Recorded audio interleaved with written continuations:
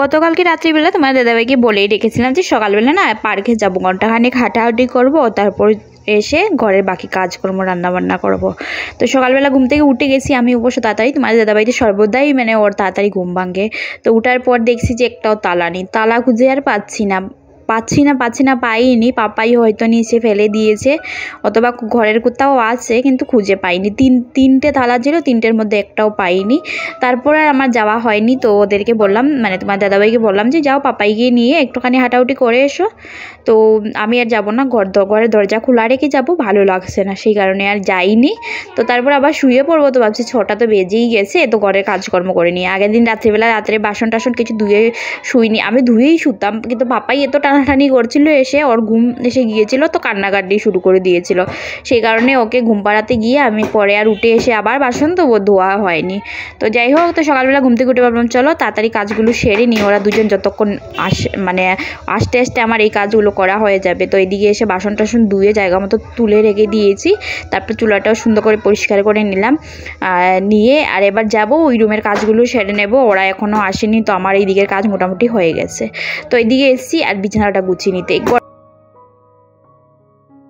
তো এই যে গরম পড়ে গেছে, তো বিছানাটা দেখছো রাত্রিবেলা শোয়ার পর বিছানাটা ভীষণ সুন্দরই লাগছে, মানে গুছানো লাগছে। কিন্তু এই শীতের দিন হলে যা হয় আর কি, এত পরিমাণে ব্ল্যাঙ্কেট, বিছানাটা ঘুম থেকে ওঠার পর এত অগুছালো লাগে, যখন গুছাতে যাই না অবস্থা খারাপ থাকে। বিছানার মধ্যে মানুষ ঘুমিয়েছে না অন্য কিছু ঘুমিয়েছে বোঝাই যায় না। যাই হোক, গরমের দিনে বেশ ভালো ফ্রেশ থাকে বিছানাটা। তো যাই হোক, আমার এদিকে বিছানাটা মোটামুটি গুছানো হয়ে গেছে, আর ওরা এখনও আসেনি, তবে এসে পড়বো, অনেকটা সময় হয়েছে। আমি বাসন টাসন ধুতে অনেকটা যেহেতু টাইম লেগেছে। তো যাই হোক, বেডশিটটা ভালো করে গুছিয়ে টান করে বিছিয়ে নিয়ে ঝাড়ুটা মেরে দিলাম, আর এবার কিছু কাপড় টাপড় আছে সেগুলো একটু ভাঁজ করে নিচ্ছি, তারপর ভালো করে ঘর বারান্দা সব একসঙ্গে ঝাড়ু দিয়ে দেবো।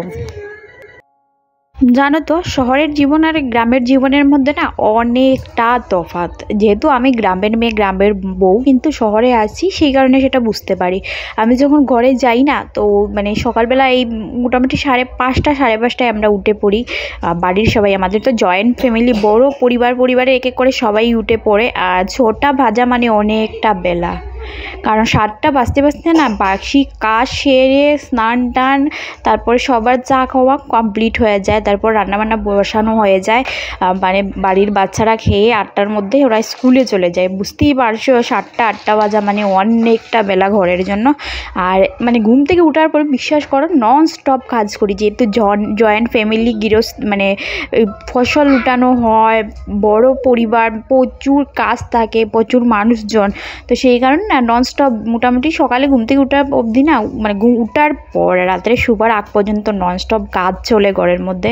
আমি নিজে যাই না, নিজেও করি, কিন্তু বিশ্বাস করো একটুকু মানে হাঁপিয়ে যাই না। আর এইখানে না অল্প একটু কাজ করলে পরের দিকেই হাঁপিয়ে যাই, জানি না কেন।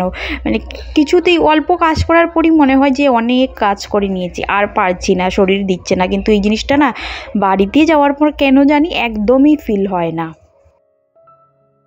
কি বলতো, মানে শহরের চাইতে না গ্রামের খাওয়া দাওয়াগুলো ভীষণ ভালো। এই লতা পাতা তুলে খুঁজে যে খাওয়া, শাক পাতা ওইসব না, তো এমনিতেই ভীষণ ভালো লাগে। আর তাছাড়া শরীরের জন্য ভীষণ ভালো, এই জিনিসটা নিয়ে নিজে ফিল করি। আমরা যখন ঘরে যাই, যেহেতু আমাদের খেতেই সব শাক সবজি ধান সব চাষ করা হয়, আমরা ঘরের সবাই আগে, আমরা তো খাই না, আমরা এখানে থাকি তো কিনা সব কিছুই খাই, কিন্তু ঘরে যারা থাকে বা আমরা যখন যাই তখন ঘরের খাওয়া দাওয়াই করি। আমাদের খেতে মানে শাক সবজি কিছু না কিছু সবসময় উঠতেই থাকে, সেগুলোই আমরা সিজনেবল যে ফুড মানে হয় সেগুলোই আমরা সবসময় খাই।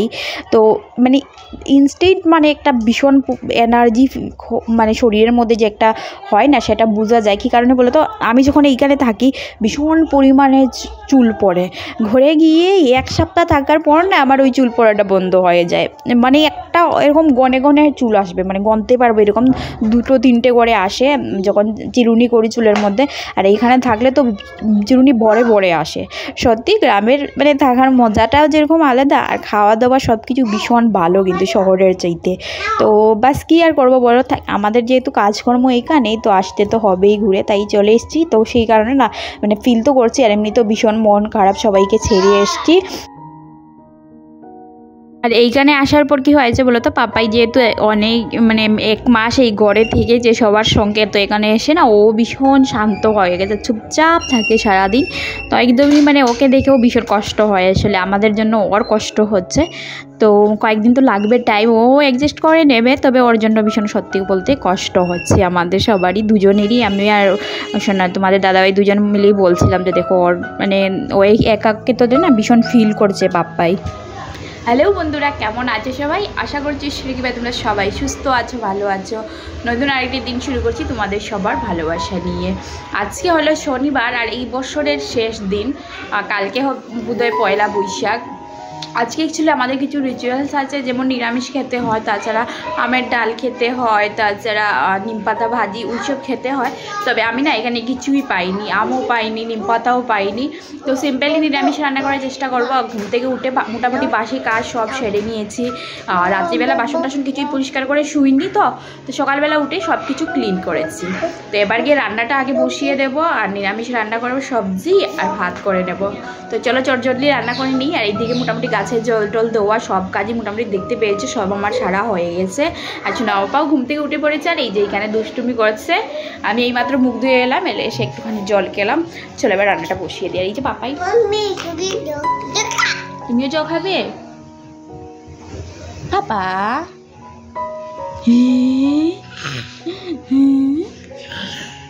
Good morning. তো চলো আমি রান্নাটা গিয়ে আগে ঝটপট বসিয়ে দিই। তোমার দাদাভাই অলরেডি স্নান করতে চলে গেছে, তো বুঝতেই পারছো 8টা 20 বাজছে, অনেকটা লেট হয়ে গেছে। আমি অন্য কাজগুলো করতে লাগাই না, তো লেট হয়ে গেছে। চলো চট জলদি রান্নাটা করে নিই।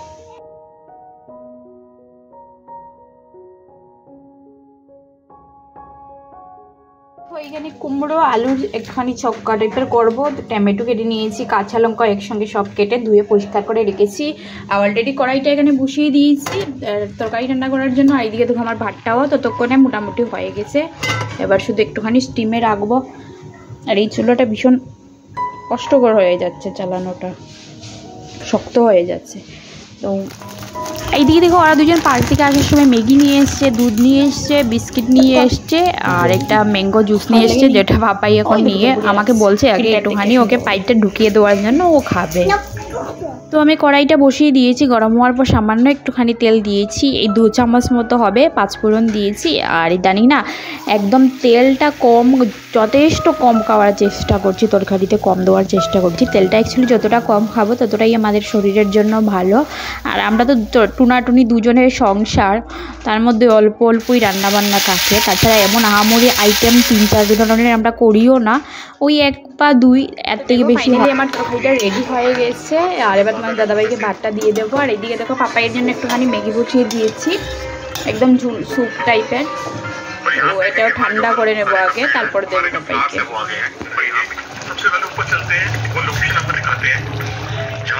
তো কর্তা আমার সেই যে স্নান টান করে রেডি হয়ে বসে আছে। আমি ঝটপট ভাতটা বেড়ে নিয়ে পাঙ্কার নিচে একটুখানি ঠান্ডা করে ওকে দেবো খেতে। ভাতটাও গরম, তরকারিটাও গরম, আর গরমের মধ্যে গরম জিনিস একদমই খাওয়া যায় না।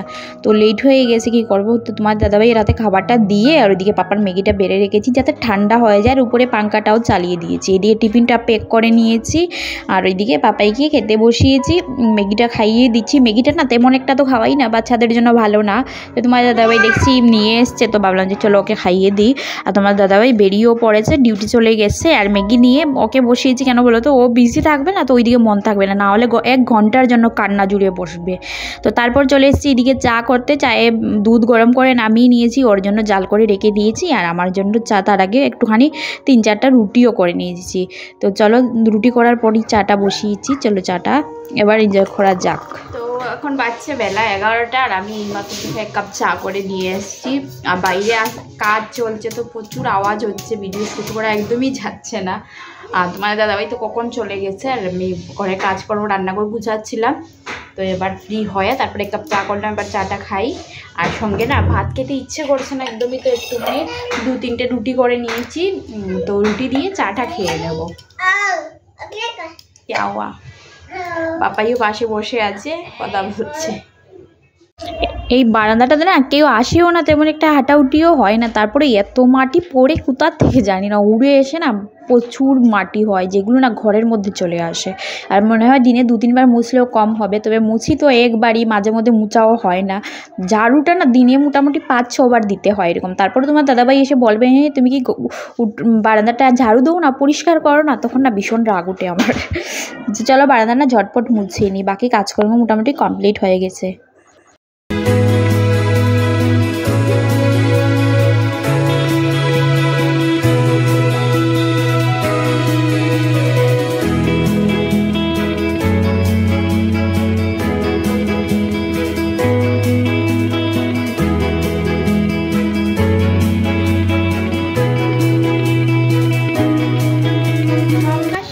মাত্র এলাম, স্নানটা বাকি রয়ে গেছে। সোনা বাবা শুয়েছিল, ঘুম থেকে এখন উঠেছে, ওকে নিয়ে আমি স্নান করতে যাব। তবে পাশের ঘরে দিদি স্নান করছে, সেই কারণে মানে আমি বসে অপেক্ষা করছি, এখন দিদি বেরোলে আমি স্নান করতে ঢুকবো।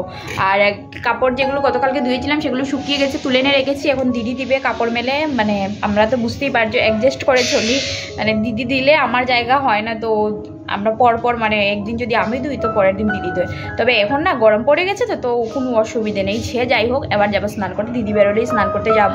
দুটো ঘর টর মুছা, তারপর বারান্দাটা দেখতেই পেলে পুরোটা মুছে এসছি। আর প্রচুর ধুলো মাটি পড়ে, সামনে বিল্ডিংয়ে কাজ চলছে, তাছাড়া কি বলবো মানে বাতাসও চলে তো হালকা পাতলা, তো বাস পরে। তাছাড়া এত গরম লাগছে কি বলবো, তো কখন স্নান করবো সেটাই ভাবছি। তো চলো স্নানটা আগে চটজলদি সেরে আসি। আর পাপাই উঠে পড়েছে যখন, ওকে নিয়ে স্নান করতে যাব। স্নানটা সেরে এসে না চটজলদি পুজো দিলাম, পুজো টুজো দেওয়ার পর পাপাইকে স্নান করিয়ে দিয়েছি, ওর তেল টুল মালিশ করে দিয়ে কাপড় টাপড় পরিয়ে ওকে দিয়েছি। আর এবার যাবো ওর জন্য কিছু খাবার করতে, কারণ সকালবেলা খেয়েছিল ম্যাগি, তারপরে আর ও কিছু খায়নি, তো শুয়েই ছিল। ঘুম থেকে উঠলো, ততক্ষণে আমি ঘরে কাজকর্ম করলাম, আর অনেকটাই বেলা হয়েছে, তো এবার ওর জন্য কিছু খাবার করে নেব। আর আমি স্নান করে এসেছি, কিন্তু স্নান করে কি হবে, মানে এই খানিকের মানে একটু সময় ঠিক লাগছিল, ভালো লাগছিল, তারপর আবার গরম লাগছে। তবে স্নান করার পর একটা ফ্রেশনেস মানে হয় না, সেটা কিন্তু ভীষণ ভালো লাগে। ওই ঘরে লাইটটা অফ করে এলাম, লাইট জ্বালালে না ঘরটা আরও গরম হয়ে যায়, আর বন্ধ করলে তো বুঝতেই পারছো অন্ধকার হয়ে যায়, দুটোতেই প্রবলেম। চলো ওর জন্য কিছু করি, জি করা কমপ্লিট। চলো এটা ঠান্ডা করে নিই আগে, গরম গরম তো পাপা খেতে পারবে না, তো একটা আলাদা বাটিতে তুলে বাকিগুলো একটুখানি ঢাকনা দিয়ে রেখে দেবো। আর এইদিকে আমার দুধটাও হয়ে গেছে জাল, একসঙ্গে সব দুধ জাল করে নিয়েছি। তো ওইদিকে আমাদের দিনের বেলা তো নিরামিষ রান্না করা হয়েছে, নিরামিষই খাওয়া হয়েছে, খেয়েছি। তো রাত্রিবেলা না তোমার দাদাভাই চিকেন নিয়ে এসছে, ওর না মনে নেই যে মানে ও ভেবেছিল যে আজকে মানে পয়লা বৈশাখ, তো এইদিকে সবাই বৈশাখীটা আজকেই পালন করছিল। আর তাছাড়া না চিকেন মানে ওই যে আগামী দিন রবিবার থাকবে, তখন কিন্তু চিকেন পাওয়া যাবে না, ওইদিকে নবরাত্রি চলছে, তো অনেক দূর থেকে নিয়ে এসছে। আর ফ্রিজে রেখে ও খায়ও না, সেই কারণে না কী করলাম যে মানে আজকেই রান্না করে নিচ্ছি। তো ওইদিকে আমি চিকেনগুলো সুন্দর করে ধুয়ে টুয়ে নিচ্ছি, আর ওইদিকে নিচে বসে আছে তোমার দাদাভাই, বলছে আলুগুলো একটু ধুয়ে দাও, আমি কেটে দিচ্ছি সুন্দর করে, তো তাড়াতাড়ি রান্নাটা হয়ে যাবে। ভীষণ গরমও লাগছে, তো চটজলদি রান্নাটা করে নাও। তো এইদিকে আমার চিকেনটা দেখো ধোয়া কমপ্লিট হয়ে গেছে, দুজন মানুষই আমরা খাবো, তাছাড়া তোমার দাদাভাই না তেমন বেশি চিকেন খায় না, 2 পিস থেকে 3 পিস, এর থেকে বেশি ও খাবে না, বাসি চিকেনও খায় না, তো মোটামুটি অল্পই নিয়ে এসছে, তাও অনেক। আমি একা আর কতটা খাবো বলো, বাপাই তো খায় না, ছোটো মানুষ। তো ওইদিকে আলু কেটে দিচ্ছিলো তোমার দাদাভাই, এই দিয়ে দেখো একটা মানে একটা অঘটন ঘটে গেছে, কি বলবো, অবস্থা খারাপ। মশলা পেস্ট করতে গিয়ে না এখানে সব ছড়িয়ে ছিটিয়ে পড়েছে। আসলে ওই মিক্সিটা না পাপাই অন করে রেখেছিল, যেটা আমি খেয়াল করিনি, যেই রেকের সুইচ মানে কোয়ারটা লাগিয়েছি অমনি ছিটিয়ে আমার মুখে চোখের অবস্থা খারাপ, মরিচের মানে লঙ্কার গুঁড়ো টুড়ো দিয়ে একদম যাতা অবস্থা। কিছুটা পরিষ্কার করার পর তোমাদের দেখাচ্ছি, তার আগে আরও অবস্থা খারাপ ছিল, মশলাগুলো সব ছড়িয়ে ছিটিয়ে পড়েছে, আর মিক্সিটা পুরো একদম মেসি হয়ে গেছে। তাই বসে মিক্সিটাকে আমি একটুখানি ভালো করে পরিষ্কার করছি। যে কোনো জিনিস একটুখানি যত্নে রাখলে না বেশি দিন ভালো থাকে, বা ওই সেই কারণে আবার যদি ঢুকে মশলা টশলা ঢুকে খারাপ হয়ে যায় তো কবে আবার নেওয়া হবে। আর শিলনোড়াতে পেস্ট করে না অনেকটা সময় সাপেক্ষ কাজ হয়ে যায়, আমি এতদিন করেছি, তো এখন আর ভালো লাগে না, সেই কারণে শিলনোড়াটা ইউজ করাই হয় না। এই হলো চিকেনের অবস্থা, আলু টালু সব একসঙ্গে দিয়ে ভালো করে কষিয়ে নিচ্ছি, একদম শুকনা শুকনা করেই করবো, আজকে ঝুল দেবো না একদমই।